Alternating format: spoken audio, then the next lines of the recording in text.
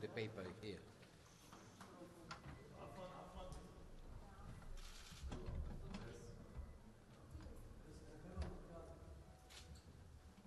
I need to put my paper here.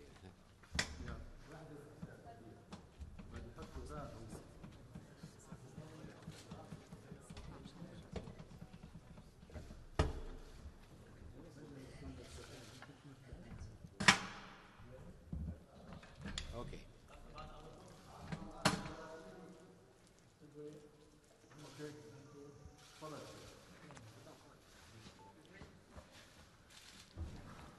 Good morning. Bonjour. Shukran. I am in Lebanon today for my third visit in 1 year. I've been in Lebanon 3 times this year.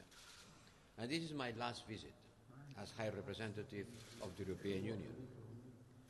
And I have chosen to close my mandate here in Lebanon, in Beirut, because what is going on in the Middle East, and in particular here in Beirut, is putting the international community at a test if we are really willing and able to make peace. This conflict has already taken an international dimension, and the international community cannot stay idle in front of what is happening here. The price of no peace in the Middle East has become exorbitant, unaffordable. For the people dying under the bombs, for the people in Lebanon, for the region, and for the whole world. Back in September, I came and I was still hoping that we could prevent a full-fledged war of Israel attacking Lebanon.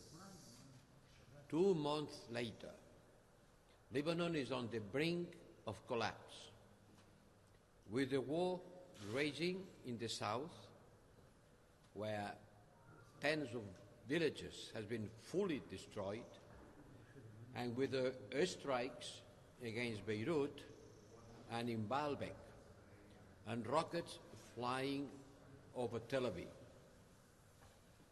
The human toll is extremely heavy. Israel airstrikes have killed more than 3,500 people in Lebanon, more than 3 times the victims of the conflict in 2006, 3 times more. 15,000 people have been injured, and among the casualties, an incredible amount of medical workers and hospitals being hit. 2 months ago, as today, we see only a possible way ahead: an immediate ceasefire and the full implementation of the United Nations Security Council Resolution 1701. An immediate and simultaneous ceasefire by all parties.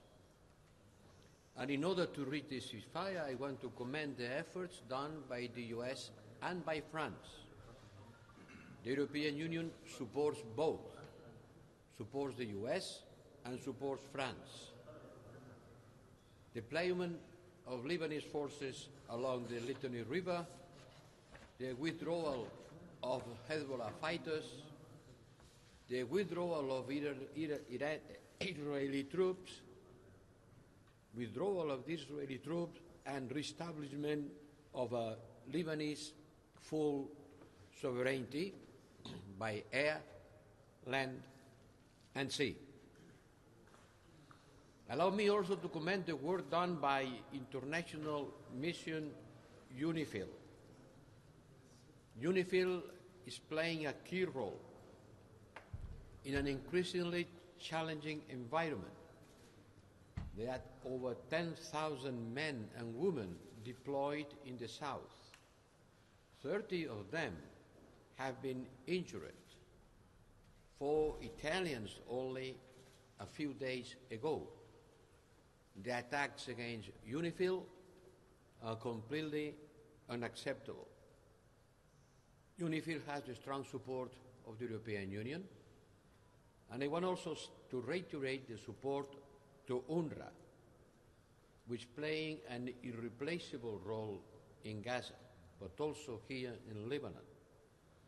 The services that UNRWA provides to 500,000 of Palestinian refugees cannot be supplied by anyone else.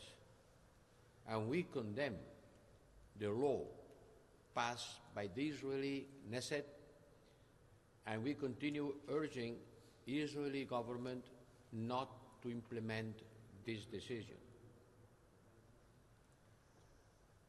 I am coming from Jordan, and I was talking with United Nations people trying to provide support to the Palestinian people in Gaza in desperate situation. And I called the international community, to the whole international community, to take action to stop this war and to stop the massacre in Gaza. Yesterday I was talking with the Secretary General of the United Nations about it. And now I repeat the call I made to him to stop the massacre in Gaza. As the European Union, we are supporting the Lebanese people, the Lebanese army, and the Lebanese institutions. We are ready to devote 200 million euros to the Lebanese armed forces. And I have asked Prime Minister Mikati what and how we can support your army, not only financially, but also technically, and I will do the same thing to the Lebanese Air Force Commander Aoun. But the success of the efforts for a ceasefire and a long-term solution are in the hands of the parties.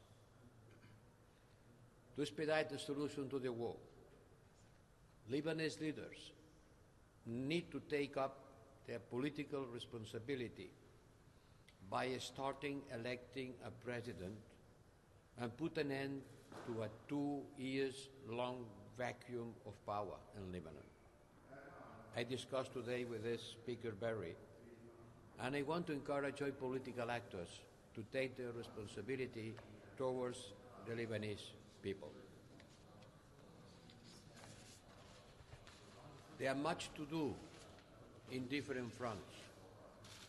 The Lebanese people have been showing an incredible generosity and internal solidarity, not only with the refugees of Syrian war, not only in front of the economic crisis, not only in the explosion of the port, but now with so many Lebanese people having to escape the war from the south. And we also offer the European solidarity. But I leave my mandate with sadness, seeing increasing suffering in Gaza and Lebanon, and for the families of hostages also. It is tragic that we could not get this war to an end. But this must happen, and let's use this tragedy that we have seen in Lebanon and Gaza in order to avoid more sufferance for the people in the region. We must pressure the Israeli government and maintain the pressure in Hezbollah to accept the US proposal for a ceasefire. This was agreed. This proposal is pending with the final agreement with the Israeli government. And we have to work, all the international community, to respect international law, because we see hunger used as a weapon of war, violating international law in total impunity and almost total informative blackout in Gaza, with 10 of journalists being killed, including deliberately in Lebanon. The decisions of the International Criminal Court, they are not political. They are fully taken in accordance with international law. It has to apply to everybody, and we strongly support the court.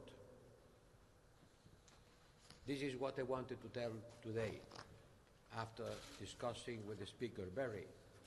And I hope that the agreement reached on the last days with the U.S. Special Envoy will be finally implemented, and the ceasefire will come and the bombardments stop, saving lives in Lebanon.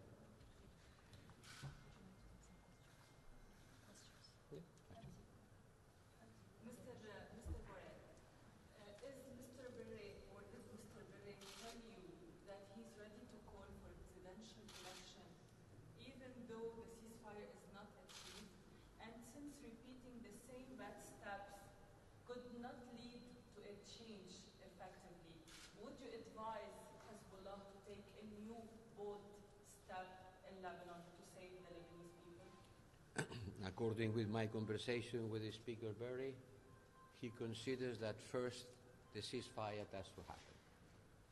What do you think? I think that every effort has to be done in order to ask for a president election as soon as possible, because Lebanese people needs a president, but Lebanese people needs also a ceasefire, and Lebanese people have to make the sovereignty of the Lebanon in the Lebanese people's hands, not an internal power, not a state inside the state. Not everybody kidnapping the sovereignty of the Lebanese people, be it from inside or be it from outside the country. Mr. Boric, prior to your arrival in Lebanon, you visited several countries in the region. In your estimation, how likely is that diplomatic efforts will succeed given the current circumstances, especially the pending response, Israeli response to the American ceasefire proposal? Some months ago, during the United Nations General Assembly, it was an agreement to get a ceasefire in Lebanon, who was subscribed by many people around the world, among them the European Union. I was supporting this agreement. Unhappily, at the end, it was not possible to have Israel on board. And Netanyahu government refused this ceasefire proposal that was supported by the entire international community represented at the United Nations, among them the European Union. It was a lost opportunity. Those days, the U.S. envoy has been here in Lebanon. A long negotiation took place with Speaker Berry, and the proposal was conveyed to the Israeli government. And at that moment, we are pending of a concrete and definitive answer from the Israeli government. Let's hope that this will make possible with the participation of the US and France as the countries that has been engaged on looking for this solution, which is on the table. Thank you.